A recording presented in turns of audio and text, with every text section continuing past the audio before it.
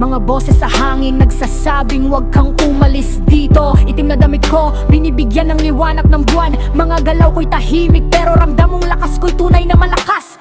Sinabi nila ako'y baliw, na ako'y may sakit sa ulo, pero hindi nila alam, ako ang nagbabantay sa dulo. Kapag umikot ang buwan sa kanyang pinakamadilim na bahagi, ako'y nandito para ipakita kung ano ang tunay na kahalagahan ng pag-iisip.